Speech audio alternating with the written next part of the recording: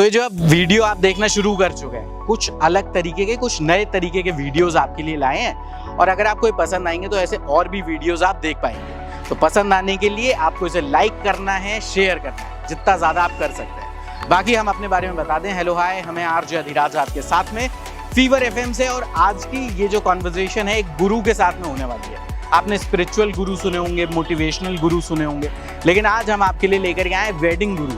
अब ये कैसे गुरु होते हैं वेडिंग गुरु, हो सकता है आपने पहली बार सुना हो। इनसे आपको मिलवाएंगे थोड़ी सी देर में, लेकिन उससे पहले कुछ बड़ी बेहतरीन सी जगह है ये, मतलब बड़ा आपको रॉयल फील आ जाएगा। तो हम हमारे कैमरामैन आशीष से रिक्वेस्ट करेंगे कि आपको पहले ये जगह का थोड़ा टूर करा दें, उसके बाद हम आपको मिलवाते हैं हमारे आज के वेडिंग गुरु से। आशीष ही नाम है ना तुम्हारा? सही बोला ना मैंने? चलिए।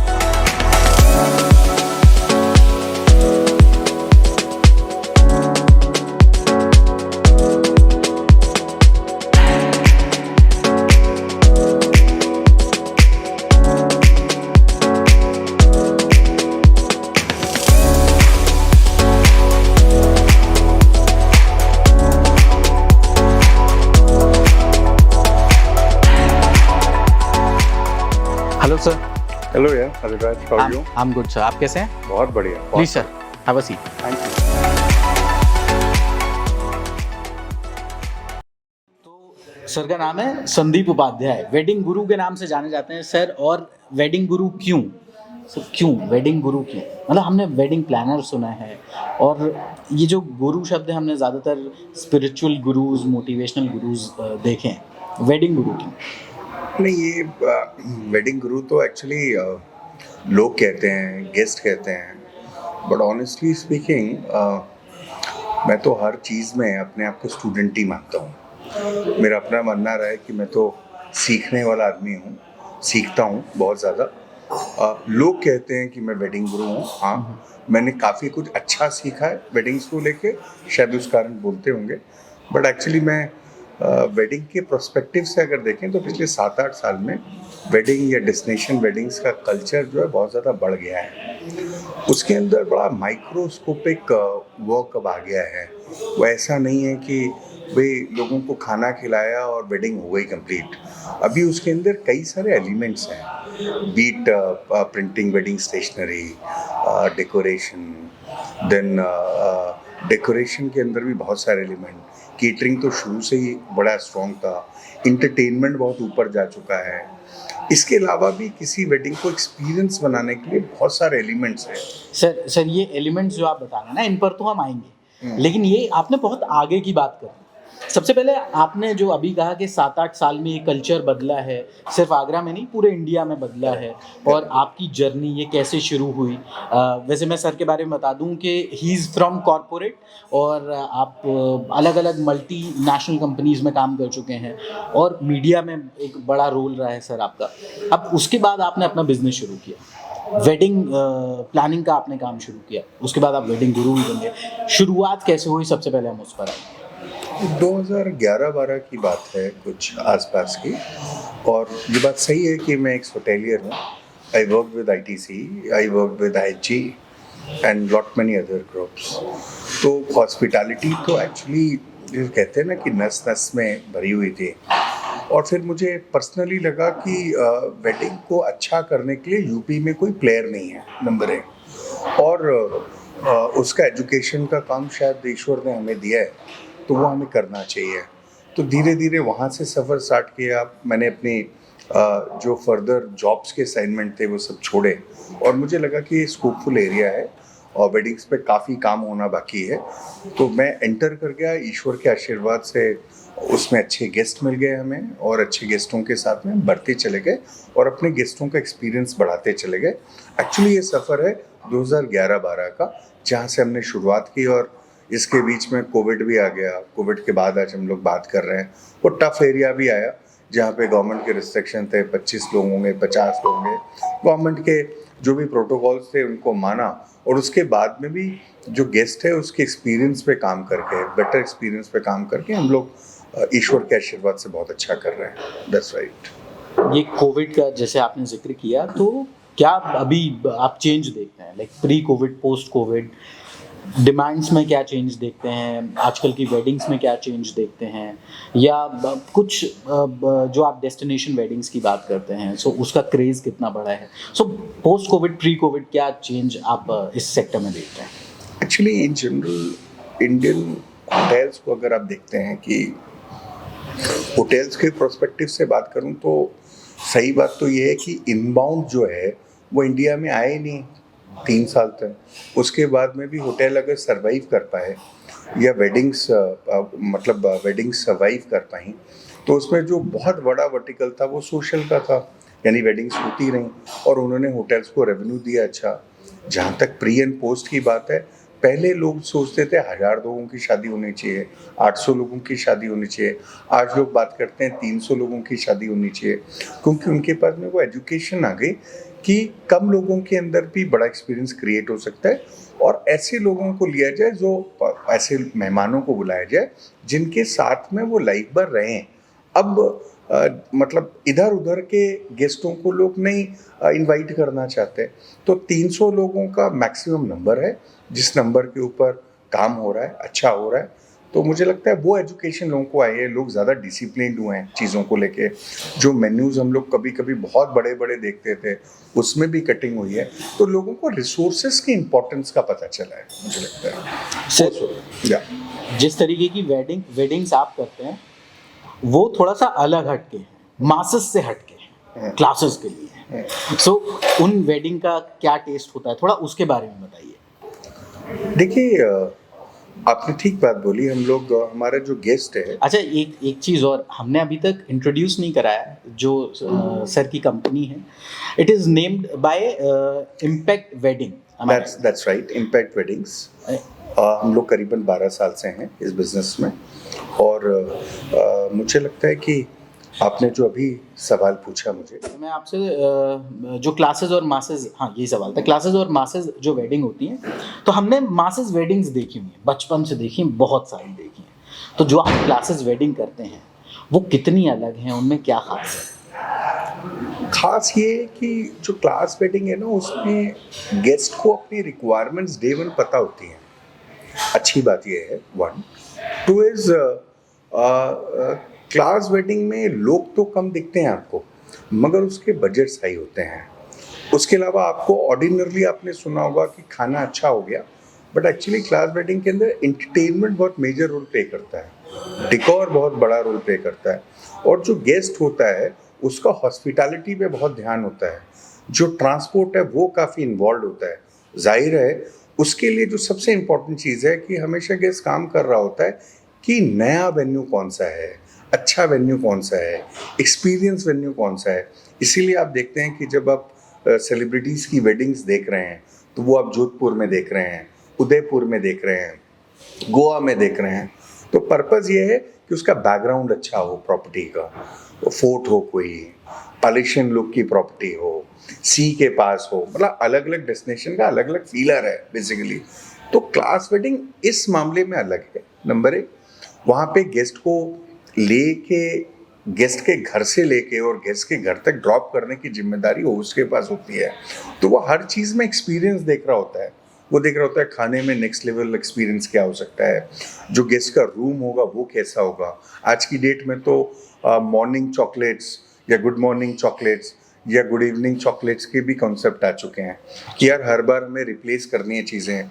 ब्रेकफास्ट के पहले भी क्या दे सकते हैं उसकी बात करें, डिनर के बाद भी क्या दे सकते हैं उसकी बात करें, और जो इनवाइट है वो इनवाइट बहुत स्पेशल हो गया है। लोग जो है अपना वीडियो बना के, इनफैक्ट आज की डेट में तो सेलिब्रिटी भी आपको इनवाइट कर रहे हैं कि आपको इस वेडिंग में आना है क्योंकि मिस्टर महेश्वरी की बेटी की शादी है या मिस्टर अग्रवाल की बेटे की शादी है।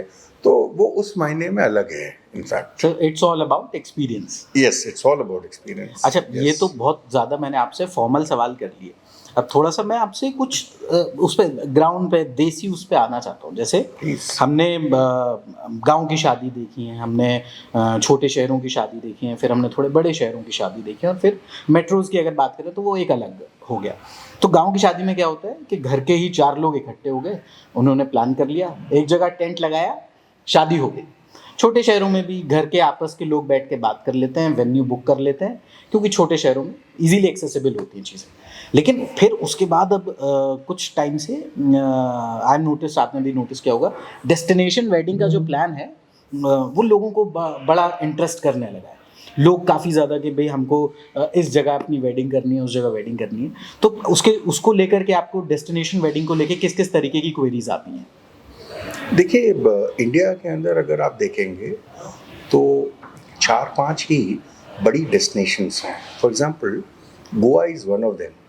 कोई भी नॉर्मल आदमी को आप पूछेंगे कि शादी कहाँ होनी चाहिए, जिसके पास में एक्सपोजर है, तो वो बात करेगा कि हम अपनी शादी गोवा प्लान कर रहे हैं, क्योंकि उसे विजुलाइज हो रहा होता है कि भाई सी है सामने, मुझे सी के सामने फेरे चाहिए। या फिर आप बात करते हैं कि यार हमें जयपुर में वेडिंग करनी है, Jaipur is one of the destination, important destination. Udaipur है। बेसिकली पूरा राजस्थान जो है वो कलरफुल दिखता है देखने में। आपको लगता है कि भाई पॉलिशियन लुक है, हाथी खड़े हुए हैं, घोड़े खड़े हुए हैं, तो बेसिकली वो उस रजवाड़ा टाइप की वेडिंग्स दिखती हैं। और इसी रेंज में एक नेक्स्ट डेस्टिनेशन आ जाती है Agra. Agra is again very important, क्योंकि यहाँ का कल्चर ब्रिज के हिसाब से अच्छा है, खाना पीना बहुत अच्छा है। प्लस अगेन, जैसे हम लोग दोपहर में कई बार हल्दी करते हैं, तो फूलों की हल्दी करते हैं, फूलों की होली या कुछ इस तरीके से।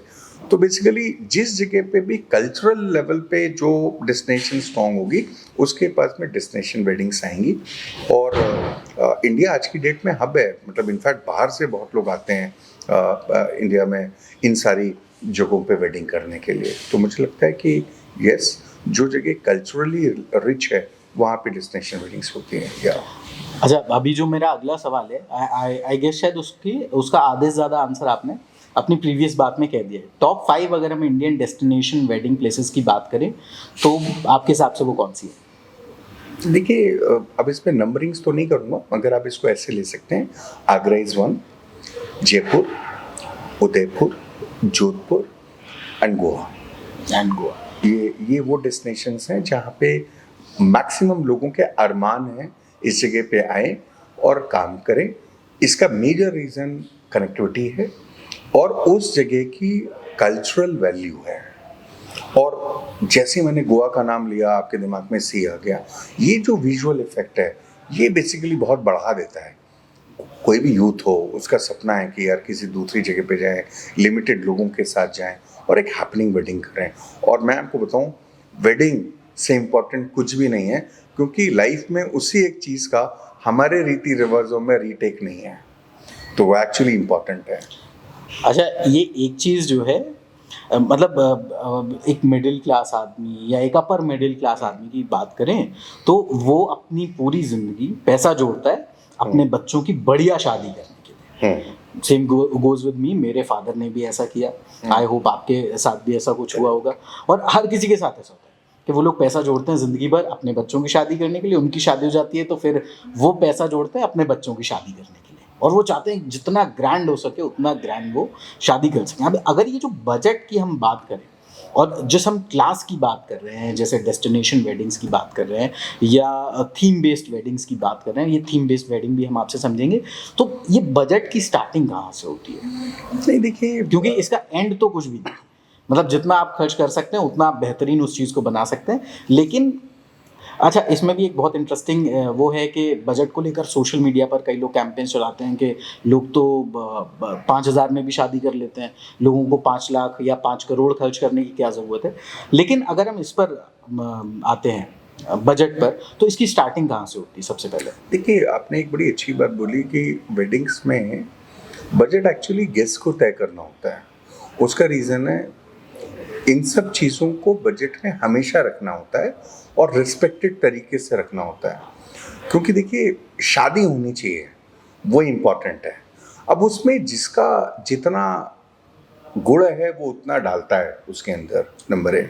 तो वो अलग अलग रेंज की है। बट मेरे हिसाब से जो अभी आपने बीच में एक अच्छी बात की थी कि मैं अभी भी बड़ा उस तरीके से सोचता हूँ कि पहले बड़ी फैमिलियाँ होती थी और घर पे ही चाचा ताऊ भतीजे सब मिलके अच्छी शादी कर लेते थे। आजकल क्या है कि फैमिलीज न्यूक्लियर हो चुकी हैं, छोटी फैमिलियाँ हो गई, लोगों के पास में एक्चुअली मैन पावर नहीं है। इसलिए तो प्लानर का इंट्रोडक्शन हुआ नंबर 1, इसलिए तो प्लानर आए। बट अदरवाइज आप देखेंगे तो वो वेडिंग्स बहुत अच्छी होती थी, क्योंकि उसके अंदर पर्सनल कंट्रीब्यूशन होता था हर फैमिली मेम्बर का। तो आई रिस्पेक्टेड, हमारी जिम्मेदारी सिर्फ इतनी है कि हम लोग उस पर्सनल कंट्रीब्यूशन को बनाए रखें। लेट मी टेल यू कि इसमें बहुत ज़्यादा प्रोफेशनल टच देने की ज़रूरत भी नहीं होती। जब हम किसी ब्राइड की शादी कर रहे होते हैं तो ऐसे ब्रदर कर रहे होते हैं, जब हम किसी ग्रूम की शादी कर रहे होते हैं तो उसका बड़ा भाई बन के कर रहे होते हैं। तो रोल आज भी वही है, वो रोल बदला नहीं है, क्योंकि हिंदुस्तान का कल्चर अलग है। यहाँ पे आपको बहुत ज़्यादा आज भी अगर 4 भाई बहन हैं या भतीजे हैं या चाचा लोग हैं, मुझे लगता नहीं किसी की ज़रूरत है। मतलब दे आर इक्वली वेल। हाँ ठीक है, थोड़ा एजुकेशन है, मगर वो एजुकेशन तो ली भी जा सकती है, कहीं कोई दिक्कत नहीं है। मुझे लगता है I respect the values of India always.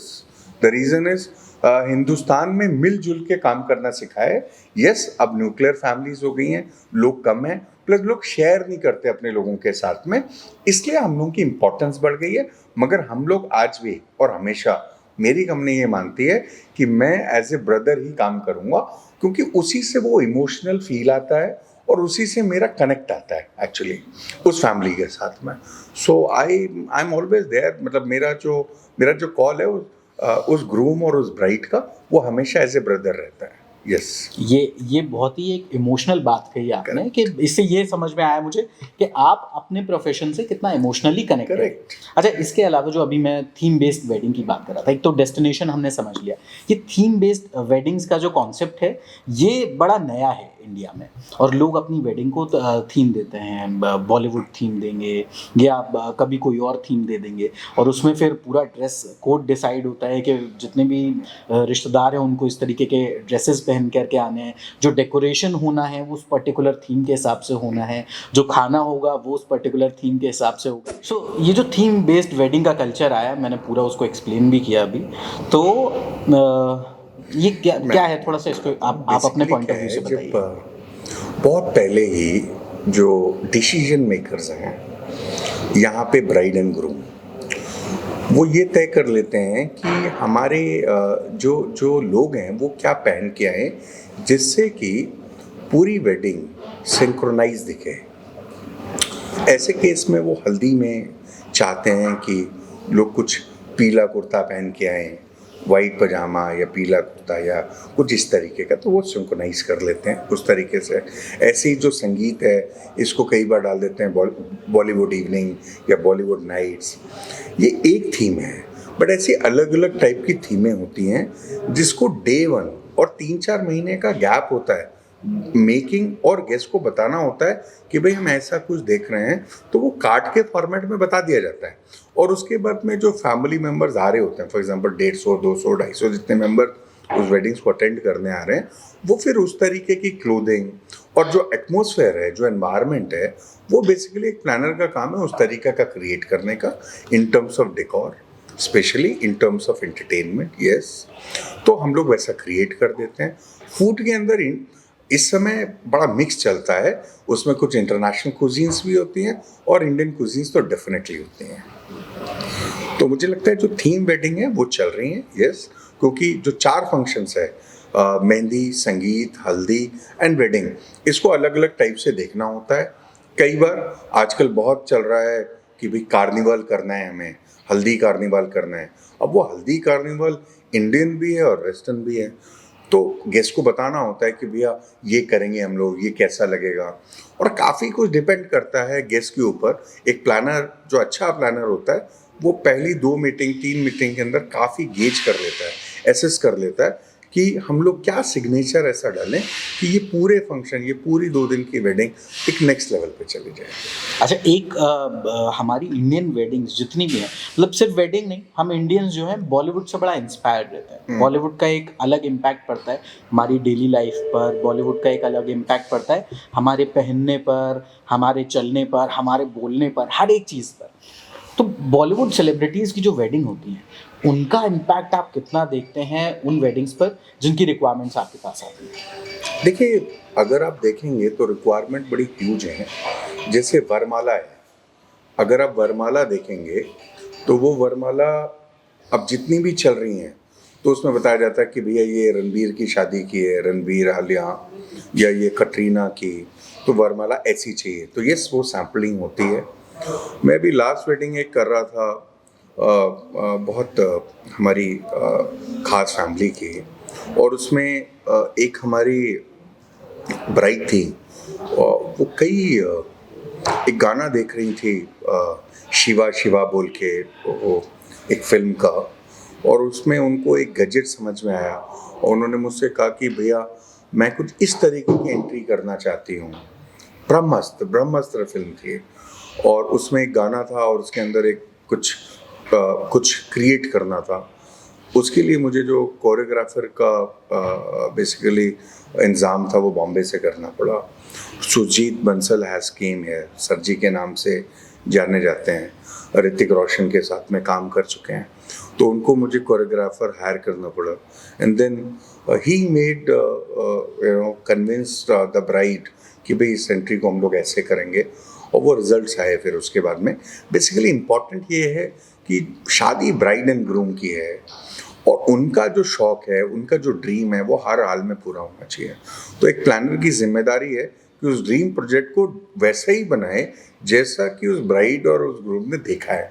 उसके अंदर कभी भी इधर उधर नहीं होना है। अभी रिसेंटली कुछ चैलेंजेस आ रहे थे मुझे एक होटल के एंट्रीज को लेके, स्पेशली मैंने टॉप लेवल मैनेजमेंट पे बात की। उसका रीज़न है, ब्राइड का कहना था भैया मैं आऊँगी तो ऐसे ही आऊँगी, अदरवाइज मैं नहीं आऊँगी।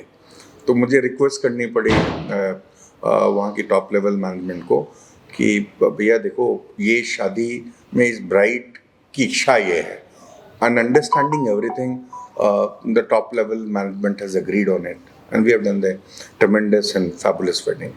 Yes. अच्छा, ये जैसे आपने एक किस्सा बताया, मेरा अगला सवाल भी सेम ऐसा ही कुछ है कि कई आपके पास रिक्वायरमेंट्स आती होंगी कि हमें इस चीज़ की ज़रूरत है, हम अपनी शादी को ऐसा देखना चाहते हैं, वैसा देखना चाहते हैं। मतलब कुछ ऐसी वियर्ड रिक्वेस्ट आपके पास आई हो जो आपको खुद सुन के लगा हो कि ये मैं पूरा नहीं कर पाऊँगा, या ये बड़ा चैलेंजिंग है, या आपने सोचा हो यार ये कैसी डिमांड है, ये कैसे पूरा हो सकता है? तो कुछ अगर ऐसा कभी कोई रिक्वेस्ट आपके पास आया हो तो? नहीं, चैलेंज तो नहीं, मगर हाँ अजीब एक्चुअली क्या है, कभी भी हम लोग वेडिंग्स को देखते हैं तो उसमें पहला क्लॉज होते हैं, रिक्वायरमेंट बहुत आ सकती हैं, मगर सेफ्टी उसके अंदर बहुत इम्पॉर्टेंट है।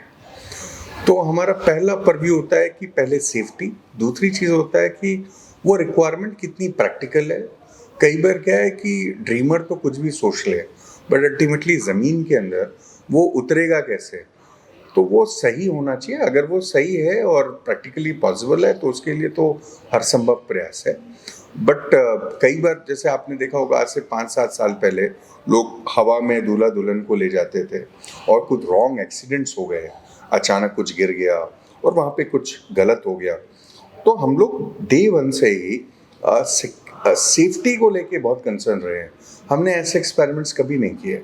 उसका रीज़न है, हमारा बड़ा क्लियर कॉल था कि भैया वेडिंग है, सर्कस नहीं है ऑनेस्टली। तो हम लोग वेडिंग को वेडिंग की तरह ही करेंगे, और हमारी इस अप्रोच को हमारे गेस्टों ने हमेशा पसंद किया। इनफैक्ट मैं आपको बताऊं कि कभी भी हमारी वेडिंग्स के अंदर कोई रॉन्ग एक्सीडेंट नहीं हुए।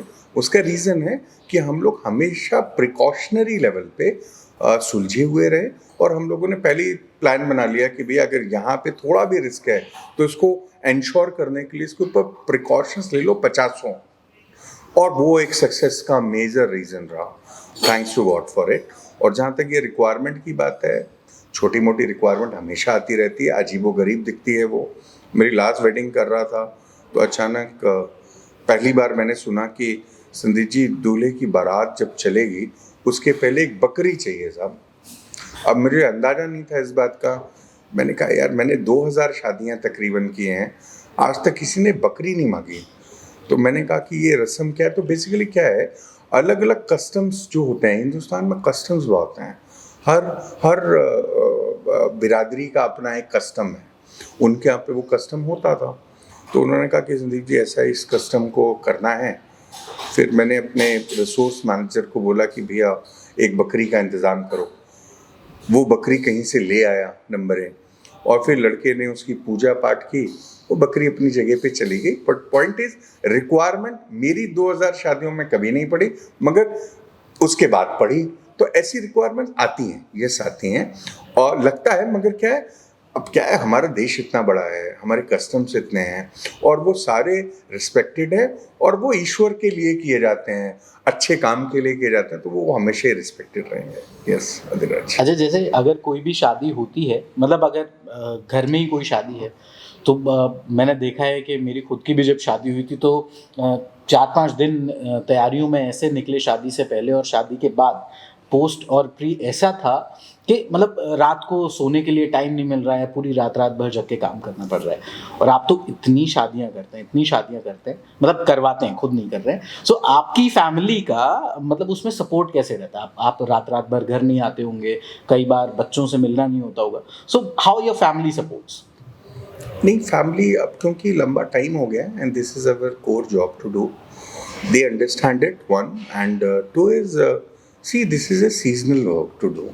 4 महीने का काम है, all together there are 50-40 odd dates where you are busy. So yes, but family knows it, and yes, they support us very well. And अब बहुत लोगों को मैं ज़रूर आपको बता दूं कि एक्चुअली ये काम जो है ना, वो वार लेवल का होता है।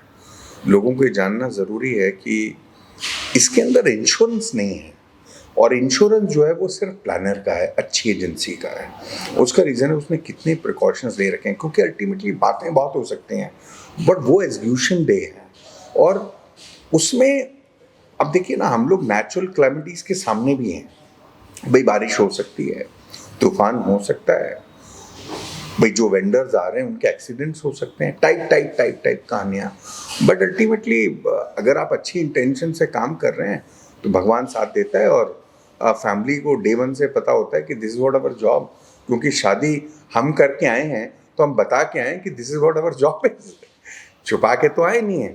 तो एक्चुअली फैमिली को ये पता है कि भाई ये वेडिंग प्लानर है और ये काम करता है और रात में 2 बजे आएगा। बट यस, मैं ये ज़रूर बोल सकता हूँ कि इसके लिए हमारी टीम सक्षम होती है, अच्छे लोग अपनी टीम में होते हैं, और वो ये शिफ्ट वाइज काम होता है। मॉर्निंग की टीम अलग होती है, इवनिंग की टीम अलग होती है, नाइट की टीम अलग होती है। तो शिफ्ट में प्रॉपर हैंडओवर्स होते हैं। जिस तरीके से कोई होटल मैनेज कर रहा होता है, एक मैनेजमेंट होटल मैनेज कर रही होती है, उस तरीके से एक प्लानर अपनी टीम को मैनेज कर रहा होता है। सारा वजन लेके नहीं चल रहा होता है, क्योंकि वो लेके जा नहीं सकता ऑनेस्टली। भाई वो वैसे ही होता है जैसे कोई प्रोफेशनल कंपनी रन कर रही है, उसमें सिस्टम्स हैं, वैसे हमारी कंपनी में भी सिस्टम्स हैं। तो यस, आप जहाँ पे दिखने चाहिए वहाँ पे हैं, मगर सारा वजन आपके पास नहीं है, लेना भी नहीं चाहिए। उसके लिए डिफरेंट हेड्स हैं, वर्टिकल हेड्स हैं, उनकी जिम्मेदारी है। उनको कहीं प्रॉब्लम आ रही है तो अपने सीनियर से बात कर रहा होता है। तो it is very professionally run organisation where we do all these things. तो सर, हम बातचीत कर रहे थे, आपने अपने फैमिली का सपोर्ट बताया। मैं इसमें एक चीज़ आपसे ये जानना चाह रहा था कि आपने बताया कि एक वेल ट्रेन्ड टीम आपके पास है, पूरा प्रोफेशनली स्टाफ है जो कि एक हायरार्की को फॉलो कर रहा है, और उस तरीके से उस काम को मैनेज किया जा रहा है कि वो प्रेशर एक आदमी के ऊपर नहीं आ रहा है अल्टीमेटली। सो जिस तरीके से आपने बताया कि आप सिर्फ आगरा के अंदर वेडिंग्स नहीं करते हैं, आप बाहर भी अलग अलग जगहों पर जाते हैं, और बाहर के लोग भी हैं जो आगरा आते हैं। तो बाहर के एक्सपीरियंसेस आपके कैसे हैं, और वो कौन से शहर हैं जहाँ पर आपको आगरा के बाहर शादियाँ करवाना पसंद है? देखिए, जितनी मैंने डेस्टिनेशंस आपको बताई, फॉर एग्जांपल जयपुर और गोवा, ये 2 लोकेशंस मुझे बेहद पसंद है। अच्छा। उसका रीज़न है कि इन शहरों के पास में जैसे आगरा में वाइब्स हैं, इन शहरों में भी वाइब्स हैं। मुझे शहर पसंद है, और उस तरीके से लोग आप देखेंगे इन शहरों के पास में ना इंफ्रास्ट्रक्चर बहुत है, नंबर ऑफ होटल्स बहुत ज़्यादा हैं, उस हिसाब से डिमांड भी बहुत है इनके पास में। मगर this cities are bit expensive. Goa में वेडिंग अगर करनी है तो सबसे पहले तो अपने गेस्टों को लेके जाना है आपको, तो लॉजिस्टिक का कॉल है आपका, तो वेडिंग और एक्सपेंसिव हो जाती है। इनफैक्ट सेम वे जयपुर से अगर जा रहे हैं तो जा सकते हैं, आगरा को तो बहुत सूट करता है Jaipur by the way. But मुझे लगता है ये टॉप 3 डेस्टिनेशंस को मैं लेता हूँ, आगरा, जयपुर, गोवा। ये वो डेस्टिनेशंस हैं जो मार्केट में बहुत अच्छा करने जा रही हैं, कर रही हैं, करेंगी। उसका रीज़न है इन शहरों में अपना एक कल्चर है, और प्रॉपरली होटल्स बने हुए हैं और कनेक्टिविटी भी बेटर है। तो पब्लिक डिमांड भी बहुत है इन शहरों डिमांड है, कहीं कोई दिक्कत नहीं है। में। चूंकि हम आगरा में बैठे हुए हैं, आगरा की डिमांड कितनी आती है आपके पास में कि यहाँ पर जो है हमें शादी करनी है, और आगरा की वो कौन कौन सी डेस्टिनेशन है जहाँ पर स्पेसिफिकली आपके पास डिमांड आती है कि हमें जो है यहाँ शादी करनी है या यहाँ शादी करनी है? देखिए, मुझे लगता है आगरा में जो दिल्ली है, बॉम्बे है, आज की डेट में बॉम्बे से रिक्वायरमेंट बहुत आ रही है। दिल्ली हरियाणा का गेस्ट तो बहुत ही आता है आगरा वेडिंग्स करने। और अच्छी बात यह है क्योंकि ये एक्सप्रेसवे, लखनऊ एक्सप्रेसवे बन गया है, तो काफ़ी ईस्टर्न यूपी का गेस्ट भी यहाँ पे आता है, जो कि क्योंकि वहाँ पे अच्छी प्रॉपर्टीज़ बहुत ज़्यादा है नहीं और आगरा के पास में बेटर कनेक्टिविटी है, तो उनके सारे लोग आ जाते हैं। आगरा में प्रोमिनेंट होटल्स हैं और मुझे लगता है उनको अपना ड्यू शेयर मिल रहा है। और properties like Oberois are there, ITC is there, JP is there, Marriott there and DoubleTree by Hilton ने पिछले कुछ समय में बहुत अच्छा एक मार्की बनाया है, एक नया हॉल बनाया है और एक्सक्लूसिविटी के लिए बहुत अच्छी प्रॉपर्टी है। मुझे लगता है हर प्रॉपर्टी को उनका बजट के हिसाब से अपना शेयर मिल जाता है। और वेडिंग डेट्स वाले दिन आगरा का कोई भी वेन्यू, कोई भी होटल खाली नहीं रहता। ये सब के सब बहुत अच्छा करते हैं, तो मुझे लगता है Agra is doing very well, कहीं कोई दिक्कत नहीं है। अच्छा, अब चूंकि हम डबल ट्री बाय हिल्टन में हैं और यहाँ पर एक बड़ा इवेंट होने वाला है आने वाले 1 और 2 सितंबर को। करेक्ट। तो उस इवेंट के बारे में थोड़ा सा हम जानना चाहेंगे और उसके लिए बात करने के लिए हम सर से भी जानेंगे। और ये जो चेयर आपको बहुत देर से खाली दिख रही है, इसको भरने के लिए हम एक खास गेस्ट को बुलाएंगे और इस इवेंट के बारे में जानेंगे और क्यों यहाँ पर आना चाहिए आपको ये भी बताएंगे। हमारे साथ में डबल ट्री बाय हिल्टन के जनरल मैनेजर श्याम जी हैं। सर, आपका बहुत बहुत वेलकम है आज की हमारी इस कैंडिड कॉन्वर्जेशन में। और हम लोग बात कर रहे थे, हमने सर से शादियों के बारे में बहुत डिटेल में बात की, लेकिन अब हम उस इवेंट के बारे में बात करने जा रहे हैं जो आने वाली 1 और 2 सितंबर को डबल ट्री बाय हिल्टन में आप लोग इंट्रोड्यूस कर रहे हैं। सो वेडिंग डायरीज, आई गेस उसका नाम वेडिंग डायरीज बाय हिल्टन। तो ये इवेंट के बारे में थोड़ा सा बताइए, क्योंकि इसके बारे में मैंने सुना बहुत है, लेकिन अब जो ऑर्गेनाइज कर रहे हैं उनसे थोड़ा जान लेते हैं। बिल्कुल। सो वेडिंग डायरीज बाय हिल्टन जो है हिल्टन का प्रॉपर्टी है विच इज़ वेडिंग फ्रंट में। सो आगरा के लिए हम लोग एक वेडिंग कॉर्चर कर रहे हैं with 4 designers, 4 superstar, 4 super model, 10-15 super models, एक बड़ा वेडिंग फैशन शो।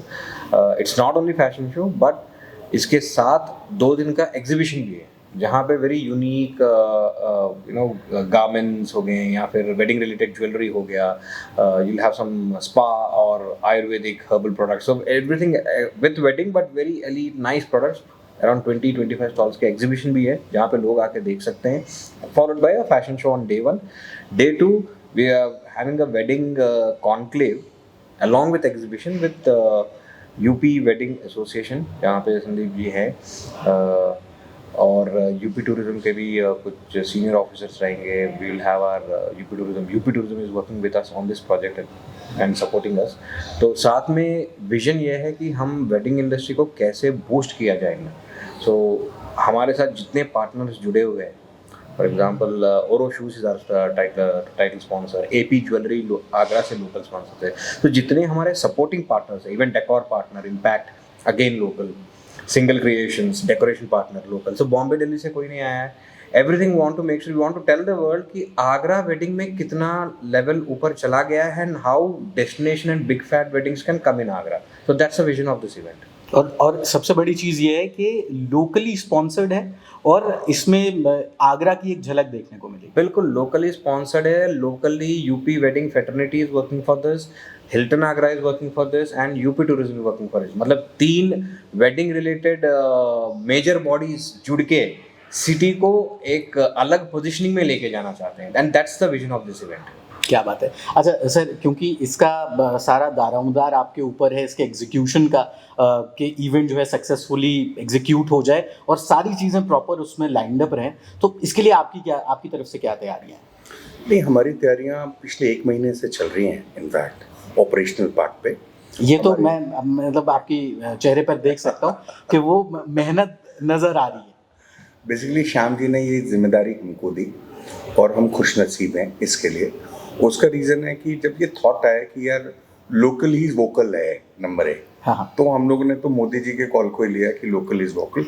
तो अच्छी बात ये थी, स्पॉन्सर सारे यहाँ के हैं, प्लानर यहाँ का है, डेकोरेटर यहाँ का है।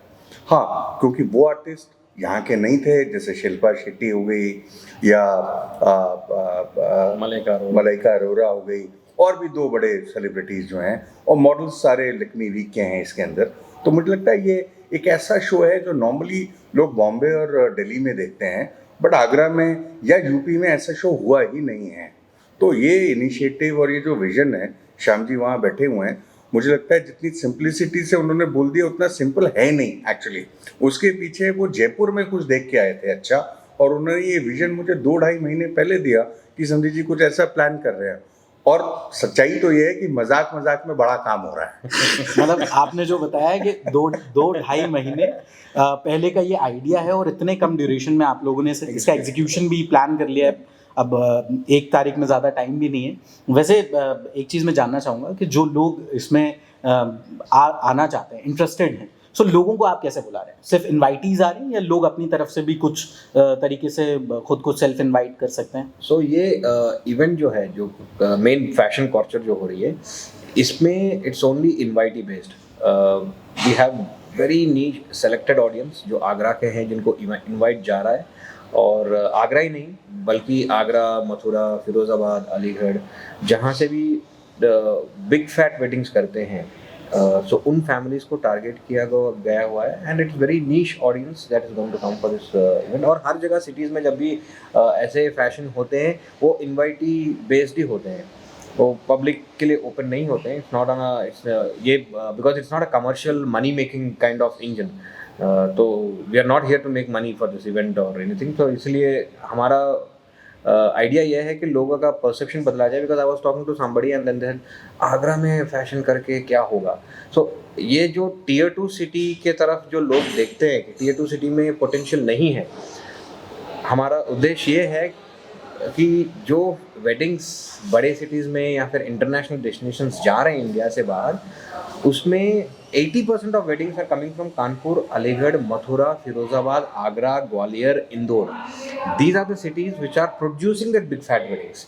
अगर इसी सिटीज़ में ये टाइप ऑफ कॉर्चर्स नहीं आएंगे, आप बॉम्बे दिल्ली में रह के किसको कैटर कर रहे हो?